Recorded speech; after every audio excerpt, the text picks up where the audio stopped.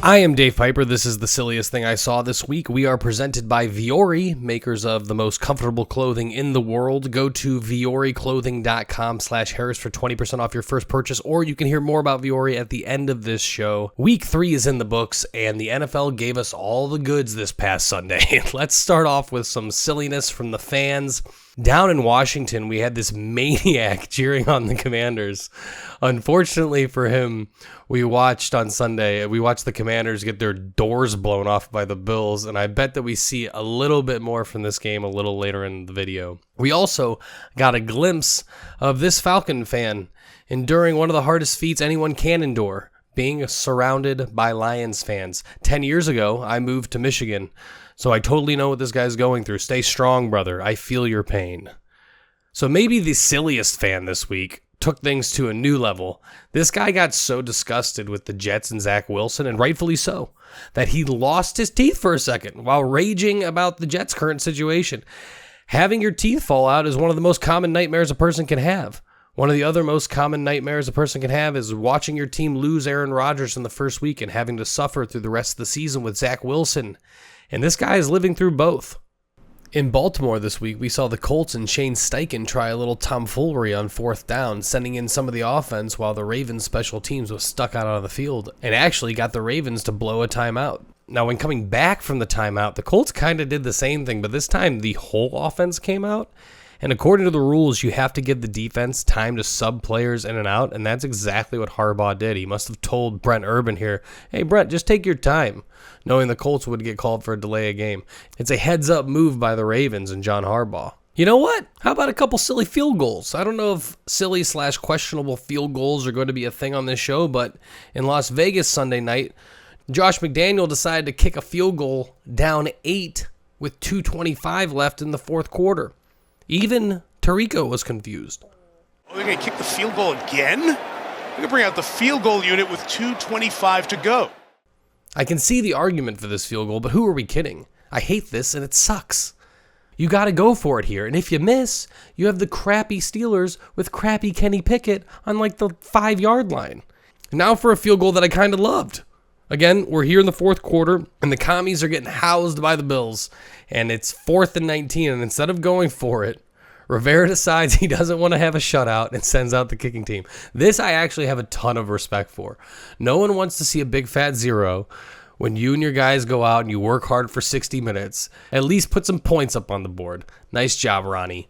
And how about this sack on Zach Wilson? Now, this is a real Sam Darnold, I'm seeing ghosts out there moment. While I do respect the just fall down and avoid a big hit thing that QBs do and Brady made so famous, but you don't need to look like someone's about to take your lunch money and you're just giving up.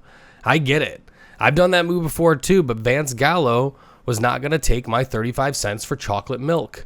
Now here's a special shout out to Javier Pineda for pointing this one out to me. Tweet at me at Dave A. Pyper if you think there's something that I should put in the video. Do you guys like games? How about rock, paper, scissors with George Kittle? I never took Kittle for a scissors man, to be honest. All that hair, he's never been cut from a roster. He always seemed like more of a rock guy to me.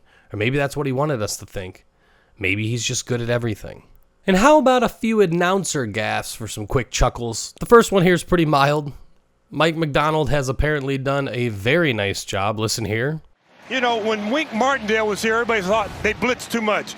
Mike McDonald has done an excellent job blitzing early in this game. Because he said sex.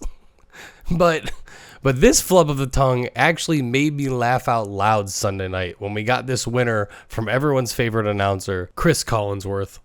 Oh, I get why he led the league in rushing. Right. He looks like he weighs about 200 pounds from the waist down. Just big, thick, Saquon Barkley kind of looking.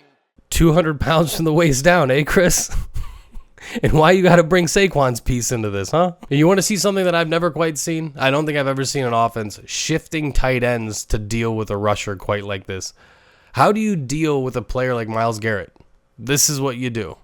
You motion 2 tight ends until your play clock runs out. Even Jim Schwartz had to have a little chuckle when he was watching how afraid the Titans offense was of Myles Garrett. And if you don't want to fear being uncomfortable this season, check out VioriClothing.com/Harris. There you can see all the amazingly comfortable clothing that Viore has to offer. I'm blown away with the consistency of comfortability that Viore Clothing offers. I'm not sure if I've talked about the Ripstop pants on here before. Maybe I did last year, but they are my favorite fall pants. They go with everything, no matter what I'm doing. I know that I'll be comfortable and my tush will look great. At least that's what my wife tells me. So go to VioreClothing.com/Harris for 20% off your first purchase. And thank you, Viore, for being the best sponsor a guy could ask for. And that will do it for this week. I guess that... Hold on. Wait. I'm hearing that Taylor Swift was at a game this week. Did you guys know? Did anybody else hear that Taylor Swift was at a game this week? Did you guys know that she claps super weird? Me neither. See you guys next week. Thanks so much for watching. Please, please, please smash that like button, write a comment, tell us who else you'd like to see us review film on, and of course, best of all, please subscribe to our channel and then click that little bell above the subscribe button and you'll be notified whenever we post a new video.